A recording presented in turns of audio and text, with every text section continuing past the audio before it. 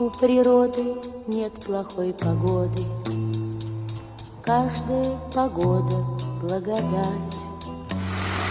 Дождь и снег в любое время года надо благодарно принимать. Отзвуки душевной непогоды, в сердце одиночество, печаль и бессонниц горестные всходы надо благодарно принимать.